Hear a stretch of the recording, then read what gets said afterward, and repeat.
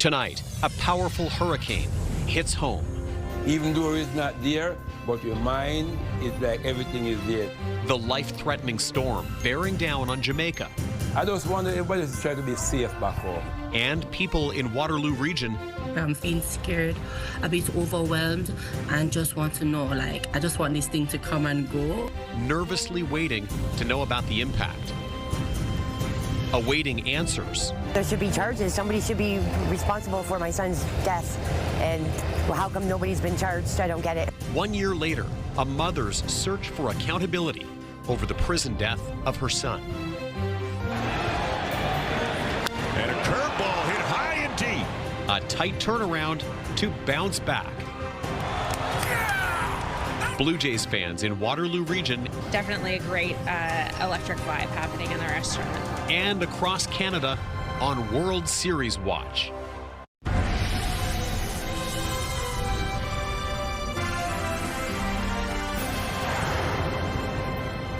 Jamaica on high alert and preparing for the worst. Making landfall as a monstrous Category 5 earlier today, Hurricane Melissa is now unleashing its full fury on the island nation.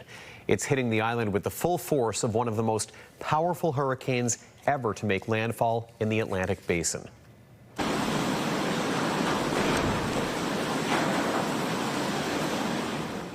Now, this is video that was captured in Montego Bay as the then Category 5 hurricane was making landfall in New Hope on the island's southeast coast. Maximum sustained winds at landfall were 295 kilometers an hour. The storm is starting to pick up speed slightly. Forecasters at the U.S. National Hurricane Center are calling this an extremely dangerous and life-threatening situation. Good evening. The rain is intense and it's lashing the island. Authorities are warning of catastrophic flooding. Melissa is now a Category 4 hurricane as it moves across Jamaica, still extremely dangerous. CTV's Scott Hurst begins our coverage. It is a storm likely being watched very closely by a whole lot of Canadians who are either from there originally, still have lots of family and friends there, or like to vacation in Jamaica. But right now, there is significant concern about widespread devastation. This is what's going to be a generational storm for Jamaica and potentially even eastern parts of Cuba. The island nation is bracing for catastrophic damage, the worst storm in Jamaica's recorded history to officially make landfall. Residents and tourists alike are being told to brace for impact. It is an extremely dangerous storm and a potentially life-threatening situation. We spoke to a Canadian in Jamaica now hunkering down at a resort, but getting home might take some patience. We have a plan A to go on Wednesday, which is our original flight out, but we do have a plan B to leave on Saturday. The airport's closed until Tuesday. After pummeling Jamaica, Melissa will take aim at Cuba, still as a powerful hurricane. Other islands in the Caribbean are also being impacted, including Haiti, the Dominican Republic, as well as parts of Bahamas and Turks and Caicos.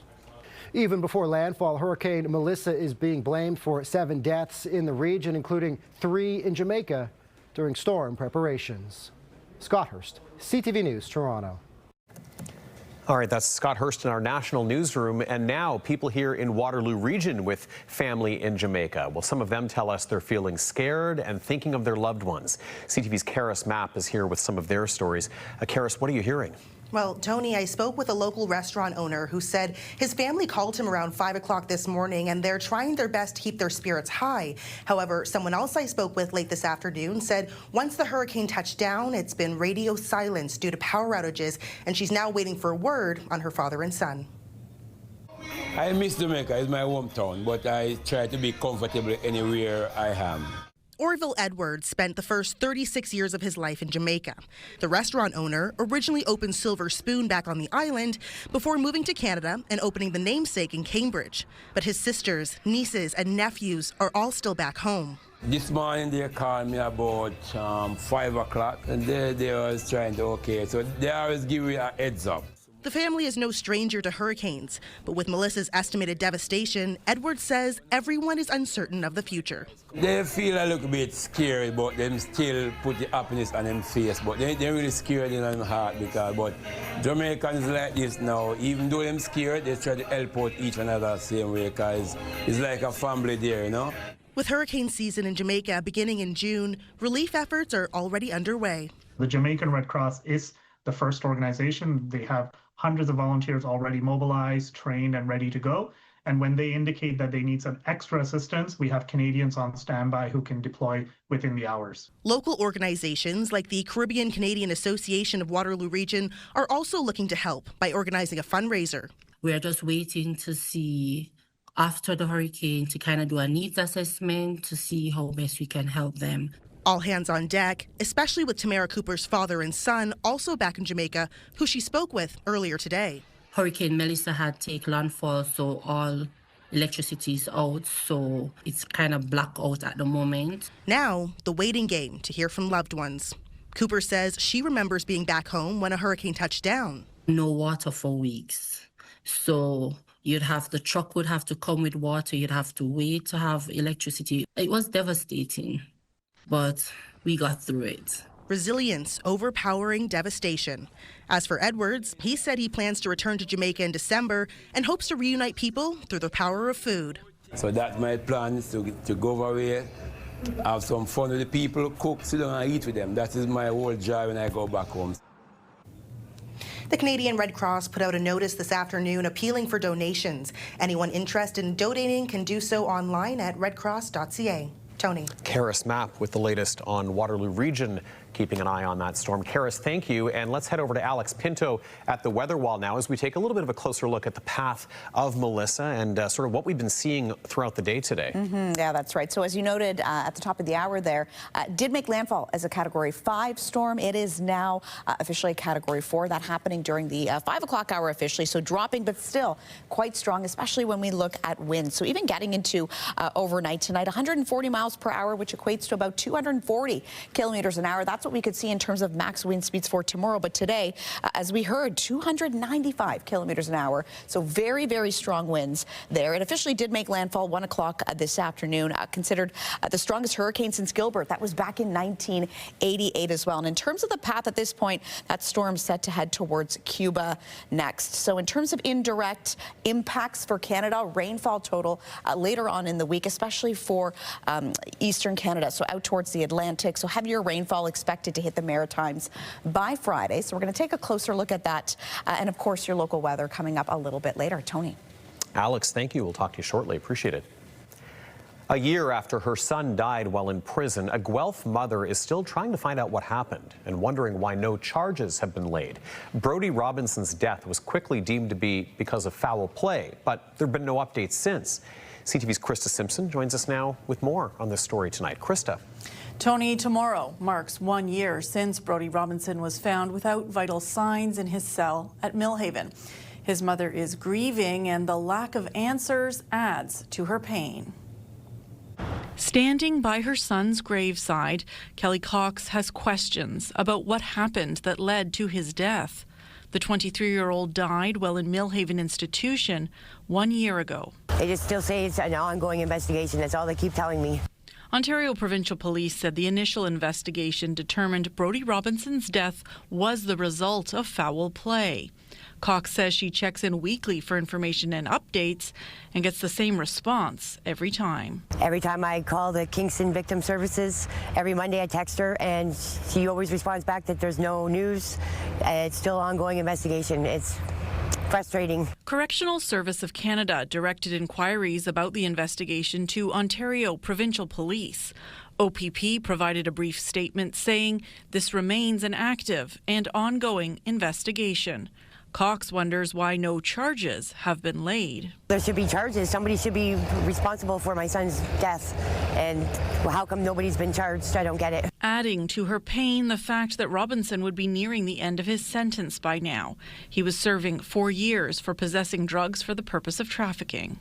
We're supposed to be coming home in January. That's 3 months from now, and now he's not. It seems unusual that after a year, they're still not in position to lay any charges. they would certainly have information about what occurred. I would expect that there's video surveillance of what occurred. I'd be very surprised if they didn't. Lawyer Christian Bond has been trying to help Cox in her search for answers and also finds the lack of information troubling, saying there should be some details that can be shared. At the very least, to explain how her child died and give her some information. I think that's important that they provide that to her. And I don't think giving that information would compromise any investigation. Bond also noting that as more time passes, concerns grow. One of the issues in any legal action is obviously memories fade over time. Cox remembers her son as someone who was funny, caring, and left an impression on everyone he met. If you met Brody, you'd always remember him by something, that whether he made a joke or he did something funny or something. She says she'll keep fighting to get answers. I'm not going to go away. I'm not going to stop. I just want answers. I want justice for Brody. Cox and her lawyer are exploring the potential for a civil lawsuit, but again, they cannot move forward or prepare a statement of claim until they know more of what happened that day. Tony. Okay, Krista Simpson joining us live with that report. Krista, thank you. With the World Series in full swing, so too is a barrage of sports gambling ads. The senator who represents Waterloo Region is leading a push to restrict when and where those ads are allowed. CTV's Spencer Turcott reports. And we've all seen it. You're in the middle of watching the Fall Classic, then out of nowhere, a sports gambling ad pops up. And we can go ahead and put that at -165. We need to go back to the table and we need to fix this. Senator Marty Deakin represents Waterloo Region in the Canadian Senate, and she's leading a push to restrict sports gambling ads. For young people, it's a form of addictive behavior, often associated with perhaps some other issues and challenges, and particularly for young boys and men between the ages of 14 and 24. It's really quite addictive. Deakin's bill, the National Framework on Sports Betting Advertising Act, would bring forward a national strategy to regulate gambling ads. It aims to restrict when and where these ads could be shown around a sporting event. So let's say it's whistle to whistle. That means 5 minutes before a whistle starts at a game to 5 minutes after the whistle is over. There's no advertising permitted. Maybe it's a time of day. Let's look at this. Maybe the advertising shouldn't be starting until, after 10 o'clock at night. Last week, her bill passed a third reading unanimously in the Senate. Still, the bill must go through multiple readings in the House of Commons to become law, but it is gaining traction. For now, this falls under provincial jurisdiction. A statement to CTV News from the Alcohol and Gaming Commission of Ontario says they are committed to a safer gambling environment, and that the AGCO has established some of the strongest iGaming advertising and promotional regulations in North America. It's not just baseball. The NBA has begun a review of how the league can protect the integrity of the game after the FBI arrested current and former players and coaches for their roles in alleged gambling schemes. Last year, the Alcohol and Gaming Commission of Ontario restricted gambling ads that featured athletes and celebrities. But these ads are all over the country. And so it's quite something to be in BC or to be in the North and seeing these ads with celebrities truly from coast to coast to coast. If the bill passes, it would have major implications for sporting events and networks that have partnerships with sports books, something Deakin wants to get ahead of with the FIFA World Cup and Winter Olympic Games next year. Spencer Turcott, CTV News Kitchener. And speaking of the World Series, disappointment for Blue Jays fans after last night's 6-hour and 39-minute marathon, which gave the Dodgers a 2-1 series lead. It was, however, a match to remember. And before the Jays pick up the bats again tonight, we thought it would be fun to play the numbers game. CTV's Adrian Gobriel is in Los Angeles keeping track. High fly to center. Varsho back. Game over. As Canadian Freddie Freeman put a pin in Game 3, Blue Jays fans in attendance in Los Angeles shared one common thought. How are you feeling? Tired. And with good reason. The 18-inning game that tied a Major League record for the longest in World Series history took 6 hours and 39 minutes to complete. 19 pitchers took to the mound for both the Jays and the Dodgers. Combined, they threw 609 pitches. My heart has never beaten so fast. Too many bases loaded and no runs. too many innings, no runs. While draining at times for fans and players, there were also moments of levity, including a 14th inning stretch. And that's what's going on right now. What will you remember most about being part of what is now tied as the longest World Series game in history? For me, it's going to be the excitement, all of the energy that was coming from the players, but the fans as well. And it was exciting, exhilarating, exhausting, and most of all, truly unifying. Longest game in World Series history, whatever it is, tied for it. I mean, these guys are enjoying it. You know, they were in the right mindset and the right headspace the entire time. This postseason is proving to be a marathon. The race is still far from over. Going to be running on adrenaline tonight, but let's go, Jays, go. The most significant statistic from last night's game may have come from Shohei Ohtani. 2 doubles, 2 home runs, becoming the first player in Major League Baseball postseason history to reach base 9 times in a single game. Now, the Jays are down, but they're not out. The sun is still shining here at Dodger Stadium. It's a new day at the ballpark. Adrian Gobriel, CTV News, Los Angeles. And we're planning to check in live with Adrian in Los Angeles a little bit later in the show to look ahead to tonight's match. But fans, in the meantime, especially here in the Eastern time zone, probably a little bleary-eyed today, hoping for that win tonight, planning to take in the game in all kinds of different ways, whether it's at home on the couch, out at a bar, or on a big screen outdoors. CTV's Heather Centerin live in the Uptown Square in Waterloo. Heather, that's one location where they're going to be putting the game up for fans to enjoy for free. Fans have not yet started piling in yet, but there is a big screen behind me and the sound is on, so it will be playing soon. The pregame starts at 7 p.m. This is all thanks to the City of Waterloo and the Uptown BIA. Now, there are some picnic tables with some seating available, but organizers are encouraging people to bring their own chairs. You'll probably need a blanket as well, as it is a little bit chilly. Now, like I said, this is starts at 8 o'clock, but you'll definitely want to get comfortable in case this is anywhere near as long as it was yesterday, as we all know. Now, that was a marathon of a Game 3. It was 18 innings long, more than 6.5 hours, making it tied for the longest ever World Series game by innings and only the second longest postseason game by duration. Over at Beertown in Uptown Waterloo, staff say it was a busy one, especially for a Monday night.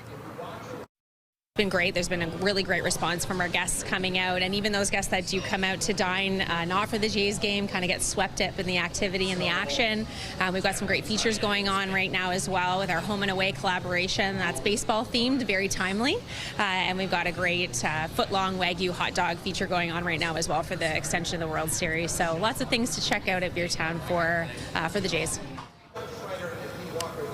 We spoke with another bar nearby, Hop House, that's just down the street. Now, they're not usually open on Monday nights, but they did open yesterday just for the game, and they say it was very busy there as well. Now, like I said, the pregame starts at 7 o'clock. The first pitch is at 8 p.m. Now, this is Game 4. Game 5 will be tomorrow, still in LA.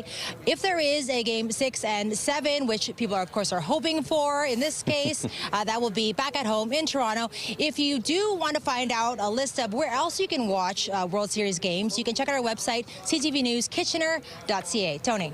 Oh, everyone's hoping for at least that Game 6, Heather, that's for sure. Thank you. CTV's Heather Centerin live in Uptown Waterloo. All right, well, sign up for the CTV Kitchener newsletter, and you can stay in the know with everything we are working on, from the day's top stories to the latest forecast. Sign up at ctvnewskitchener.ca. And you know, World Series fever is a familiar feeling over in the small town of St. Mary's. Coming up, Ashley Bacon takes us to the Canadian Baseball Hall of Fame and Museum to see how they are tapped into a series that is just as exciting as it is nostalgic. Tracking Hurricane Melissa, we'll take a closer look at the indirect impacts here in Canada, coming up in your full forecast. Download the CTV News app and stay on top of local stories as they unfold. We go to a dramatic scene unfolding. Customize your feed and watch live wherever you are. CTVKitchener.ca, your home for news.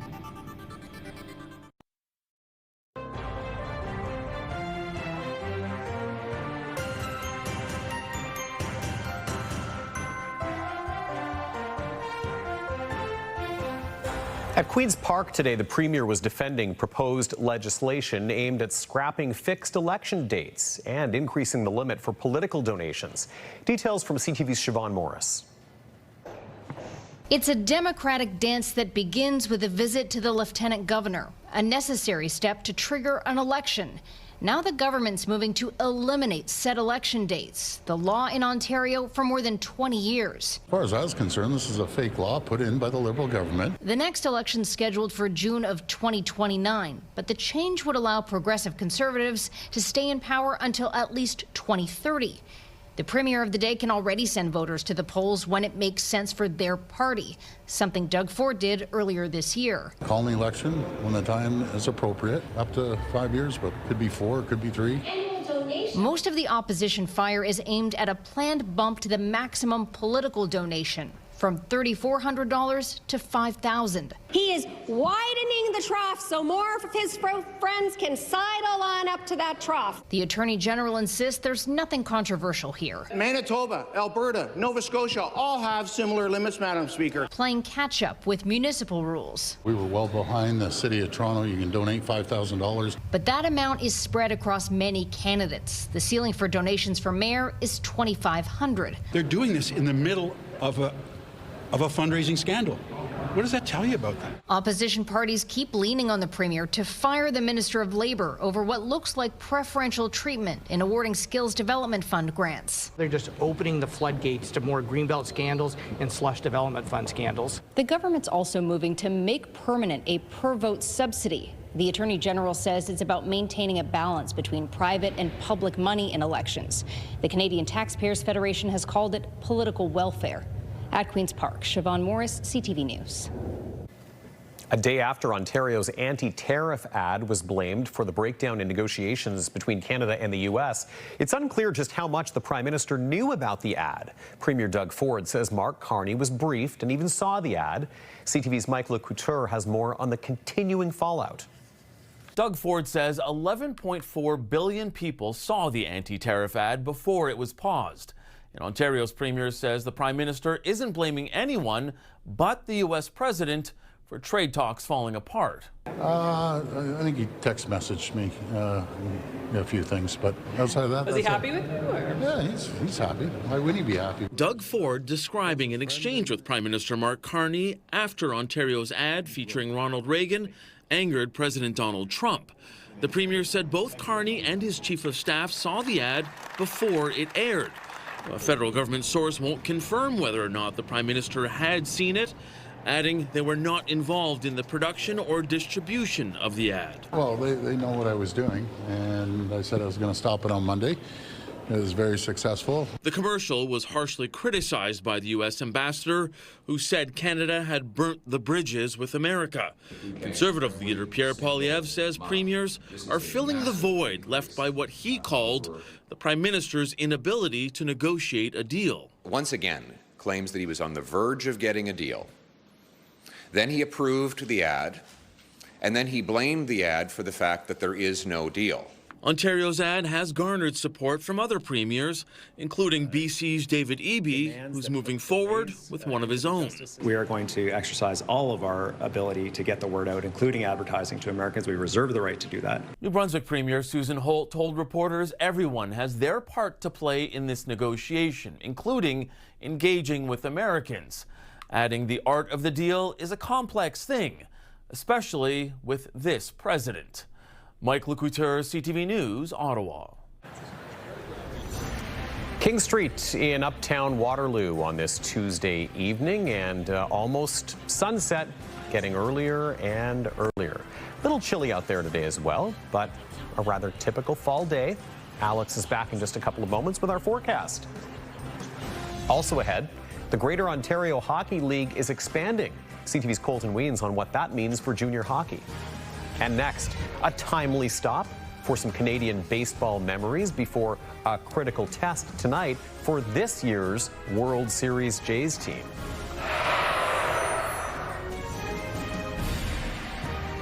When you see it happen, send it to CTV News. Text 10400. From your screen to ours. Text 10400.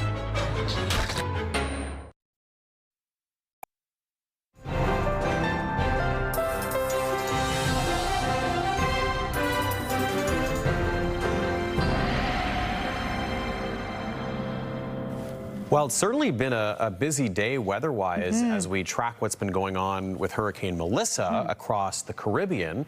But here at home, at the moment anyway, a pretty calm situation and not too bad today temperature-wise. It didn't feel, I didn't feel like it felt cold. I felt like it felt cool today. It felt cool, more so because of that wind. Yeah, that was the factor.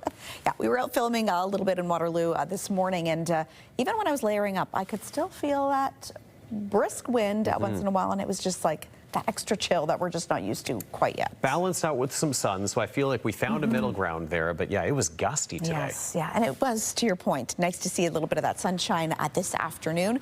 So we take a live look, though, from uptown Waterloo this hour.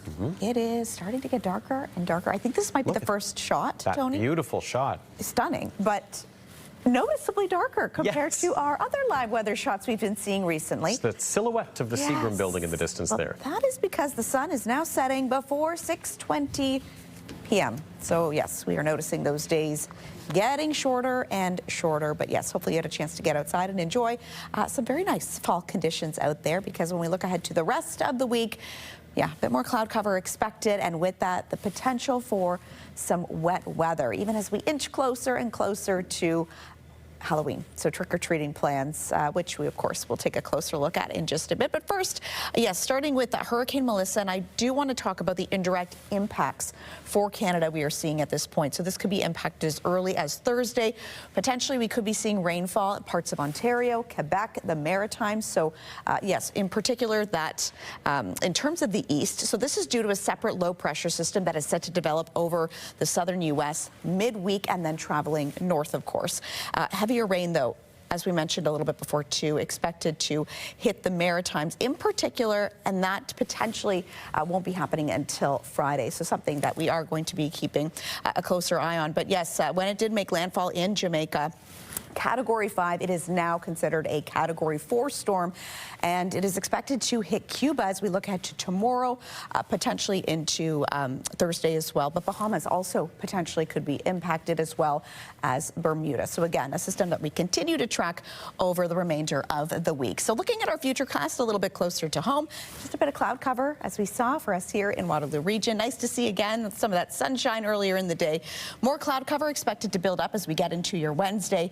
And really looking ahead to your Thursday, this is when we could see quite a bit of wet weather make its way towards southern and southwestern Ontario. Some light rain to start for us here in Waterloo Region. If you are going to be further north, Mount Forest, Barrie, Orillia, Peterborough, for example, you could see some rain, heavy at times, if you do have plans to be there as well. So even getting into your Thursday night, quite a bit of rain expected for most of us. Even just looking further southwest too, Chatham, Kent, or if you're in Sarnia, might want to hang on to those umbrellas just in case. Looking at Ontario temperatures this hour, 9 in Moosonee, 9 in Timmins. It is currently 10 in Sudbury this hour, and a little bit closer to home, sitting at 9 in Goderich and Mount Forest, even London. Slightly warmer, though, if you are in Sarnia or Windsor, sitting at about 11 degrees right now. For us here in Kitchener-Waterloo, our expected daytime high was 11 degrees. We have not hit that at this point, and I don't think we're going to, because over the last hour, we have been dipping down, currently 7 degrees here in KW this hour. So overnight, some periods of drizzle expected as we dip down to an overnight low of 0 degrees. And then tomorrow, we're going to take another attempt at seeing if we hit 11 in terms of daytime high. Mix of sun and cloud, but again, some periods of drizzle could be sticking with us. In terms of our almanac, over the last couple of days, we've been sitting at pretty seasonal for this time of year. But yes, that sun now setting 6:20 p.m. Okay, so over the next several days, yeah, that chance of showers sticking with us over the next couple of days. And even at this point, for your trick-or-treating, yeah, you might want to bring an umbrella if you do have plans to take the kids out and maybe spending a little extra time out there, because it is a Friday night. Mix of sun and cloud for you tomorrow, Lambton, Kent, and Essex with a high of 13 degrees before a chance for some wet weather potentially rolling in. And southern Georgian Bay, mainly sunny sky with a high of 12 expected tomorrow before we could see a 70% chance of showers for your Thursday. And here is tonight's Weather Watcher picture, a bird's eye view sent to us from Lee in Elmira. Some more stunning fall colors. Now, Lee says this was taken on the edge of a rainstorm overlooking Glen Allen on Saturday with a beautiful rainbow as well that you can see there. Lee was flying an aircraft at the time with an altitude of about 500 above grounded as they maneuvered for a water landing onto Conestoga Lake. So that was pretty neat to learn there. A great shot, great view. Thank you so much for sending this and being tonight's Weather Watcher. It's rare that we get at that bird's eye view. I love that. It is beautiful. The view from 500 feet? 500 feet. Or meters, I'm not sure which. But either way, it was high enough to get that beautiful perspective and a kaleidoscope of color. And a nice rainbow, a nice bonus there. Absolutely. Thanks, Alex. Thank you. Okay, well, now we're speaking about the World Series, the Blue Jays, their big run at taking it all this year. You know, it's really resonating with fans across the country and at the home of the Canadian Baseball Hall of Fame, which is in the community of St. Mary's. Baseball fever at an all-time high. CTV's Ashley Bacon takes us there. From game-winning home runs. Left field, Arozarena watches it go! To opening the World Series as a rookie pitcher. The Toronto Blue Jays have been creating history every time they've stepped onto the diamond this postseason. You can't beat the World Series. It's the best two teams in baseball. Obviously, one has to win, one has to lose, but you know, if you can get there, there's 28 other teams that are wishing they're in your spot, and so the Blue Jays are drawing that fan base back in and jumping on the bandwagon, and people are loving it. St. Mary's, Ontario is home to the Canadian Baseball Hall of Fame, housing an incredible history of the sport, highlighting both Canadian players and Canada's team. This is the home plate Joe Carter stepped on when he won the 1993 World Series. It's the official plate that he donated to us at his induction, and then the helmet that he wore during the World Series as well, and that fell off his head as he was rounding first base, and the first base coach picked it up, and now we have it in our collection. The Jays' World Series run already offering an array of options for future displays. It's just so exciting to watch. Every moment is history in the making. Lindsay Earle says each game has had Hall of Fame moments. For example, Barger sends a towering drive, right center field, kiss it goodbye! We had a game watch party here that night, and the director and I looked at each other and said, I wonder how many people have done that before. And then it turned out nobody. So things like that, we want to capture moments like that where history has been made. The excitement helping the community fall in love with the game all over again. It's cool to wear a Blue Jay t-shirt again because the Jays are doing so well, and that's what you want. You want the 10-year-old kid falling in love with the game and loving the Blue Jays. No matter who their favorite players on the Jays, it doesn't matter, but just love the Blue Jays and jump on that bandwagon and stay on it. And of course, as the Blue Jays continue their incredible run through the World Series, the team here is still offering tours. The best way to book one is through their website. Ashley Bacon, CTV News, St. Mary's. All right, Ashley, thank you for that. Coming up, the Prime Minister moving on to another stop in his bid to draw up new trade ties. We've got a report from Singapore on the search to expand relationships in the Pacific amid tensions with the U.S.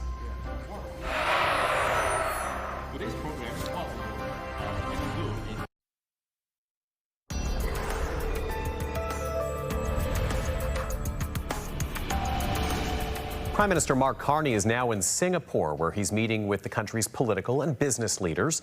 Later this week, he'll have a face-to-face with the president of China. The goal remains the same, to drum up investment for Canada with new partners, as the Carney-Trump relationship teeters on some shaky ground. CTV's Judy Trin is in Singapore tonight. 40% of global trade coming through here. As he surveys Singapore's massive state-of-the-art port with its CEO, the Prime Minister is reaching into his Rolodex to find new partners to invest in Canada's major projects. Our Prime Minister is very well connected globally to not just political leaders, but to corporate leaders, leaders of significant investment firms, sovereign wealth funds. Meanwhile, U.S. President Donald Trump is being courted. Sana Takaichi, Japan's first female leader, gave Trump a golf club owned by her predecessor, the late Shinzo Abe, and promised to nominate him for the Nobel Peace Prize. Then they signed an agreement to cooperate on critical minerals. But tonight I'm more confident than ever that the friendship between the United States and Japan is strong as it can be. After missing each other in Malaysia, Carney and Trump will both be in South Korea for the Asia-Pacific Economic Summit. At APEC, both have bilateral meetings set up with China's Xi Jinping. When asked if Canada would break with the U.S. and drop tariffs on Chinese EVs, Carney said it's too soon to decide. There's no preset offer issue. This is the difference between relationship and transaction. The Prime Minister will spend less than 24 hours in Singapore before traveling to South Korea for another economic summit. Tensions are expected. Since Trump broke off trade negotiations, he said that he will not meet with Carney at APEC. Judy Trin, CTV News, Singapore. We're joining Leanne Evans in studio now for a recap of our top stories. We've been keeping an eye on Hurricane Melissa, which made landfall earlier today in Jamaica. Right, Tony, and the hurricane has now been downgraded to a Category 4 and is moving away from the island towards eastern Cuba. People in Waterloo Region with family in Jamaica say they're feeling scared and thinking of their loved ones as power outages there are making it hard to communicate. Local organizations are also looking to help, like the Caribbean Canadian Association of Waterloo Region, who's organized a fundraiser, and the Canadian Red Cross is appealing for donations.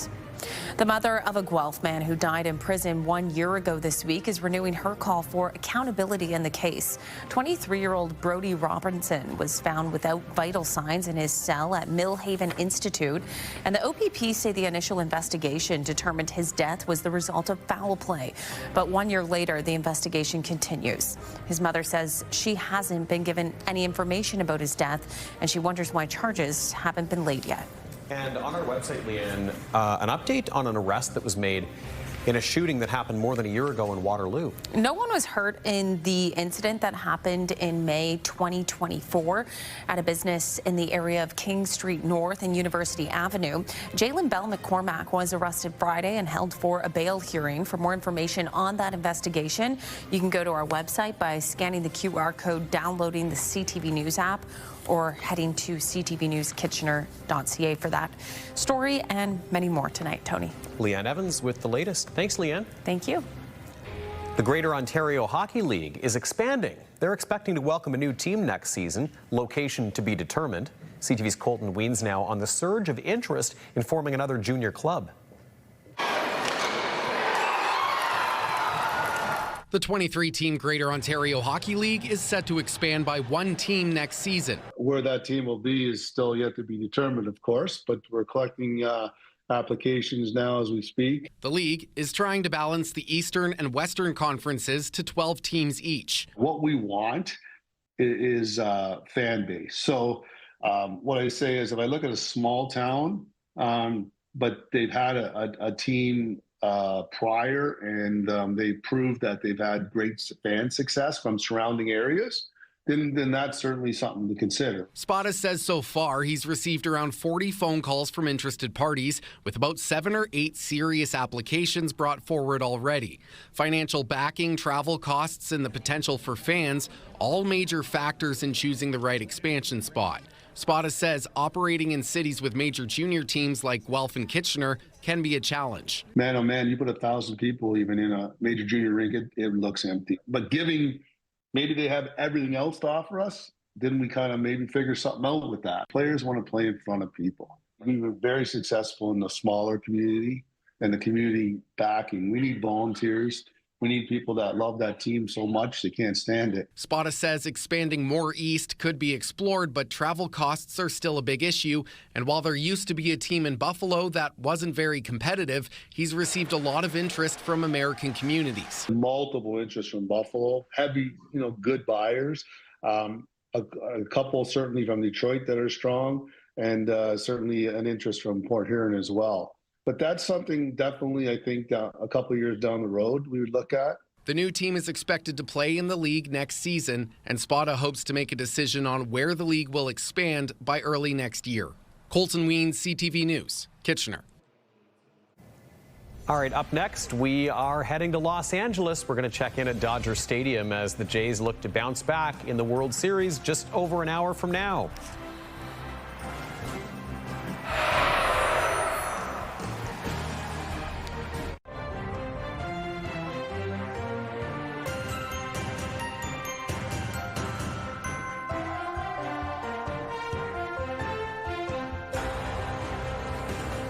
Okay, well, it is an important game tonight in a series of pivotal postseason games for the Toronto Blue Jays.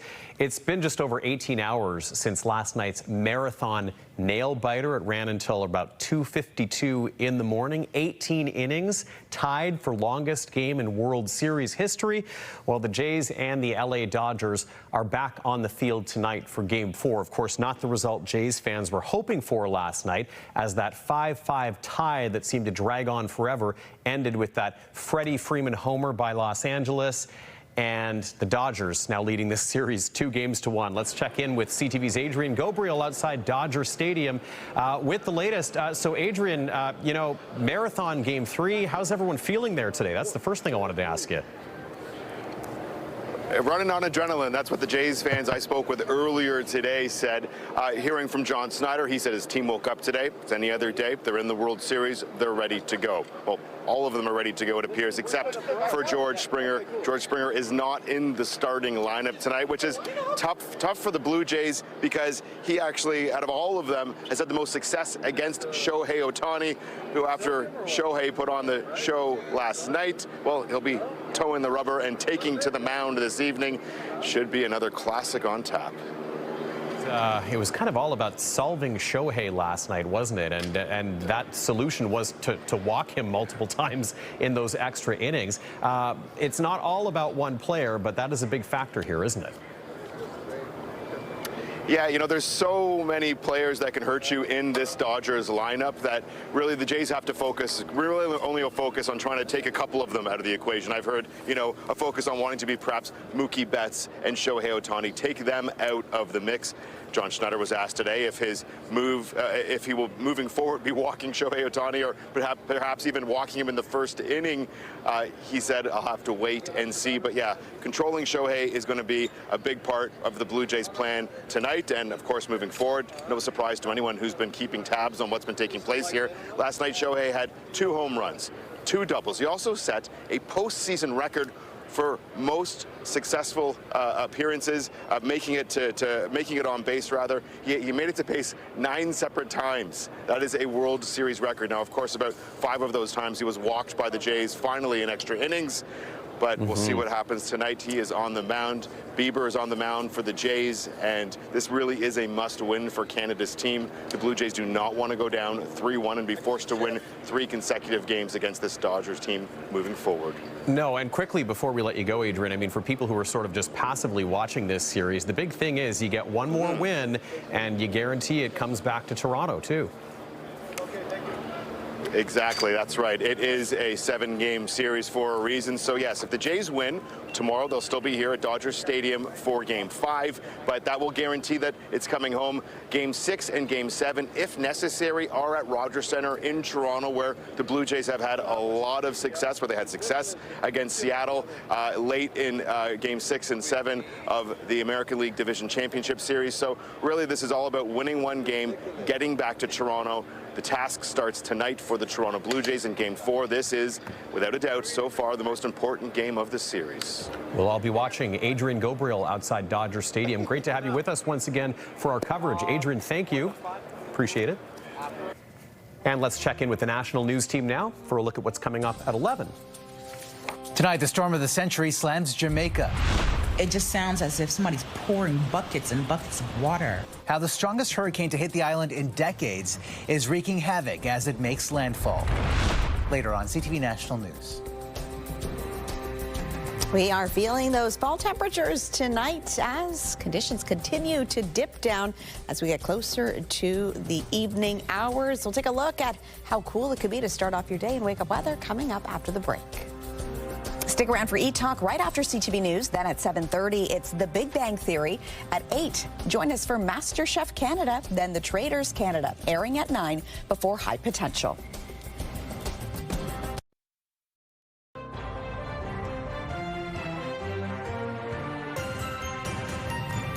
I feel like I should be wearing blue today. Say, you're blue. I don't know. Leanne's back with a look at what our team is following for later tonight. Speaking of blue, Leanne. Yeah, Tony, it's what every baseball fan across Canada has their eye on tonight. World Series Game 4, first pitch just over an hour away. And for anyone hoping to catch the game, there's plenty of watch parties going on locally. You can bundle up and watch it outside in Waterloo Public Square or in the Gaslight District in Cambridge. And we know this has been great for restaurants and bars too, playing it on the big screen. You can check it out at some local establishments. So the question is tonight, can the Jays get it done and get a win to ensure this series will come back to Toronto for Game 6? Our fingers are crossed, and hopefully it's before 3 a.m., Tony. We do hope that, Leanne. Yes, thank you so much. Did you stay up to watch the game? I did, but I think my husband argued that I did fall asleep near the end. But I remember being up until about 2:30 or so. That's late for you. Very late. Wow. On and off a little bit. I did doze off a little, but that was, yeah, we can't do that again. No. All right, wake up weather. Yeah, so like Leanne said, getting into the evening, you might want to layer up if you're going to watch one of those games outside tonight. But yes, by 6 a.m., we're going to be hitting about 3 degrees, partly cloudy conditions. Then by 10, sitting around 6 with a mix of sun and cloud. Tony. You know, I left here last night thinking that if I made it to my car in between innings, I could hear the rest on the radio on the way home. Not expecting to get to watch a whole second game when I got home. You were up till 3 a.m. I almost texted you at you should have. That's only an hour after my bedtime anyway. Well, let me know if you're up late tonight. I will. And we hope you'll be up with us at least until 11:30. Have a good night. Take care.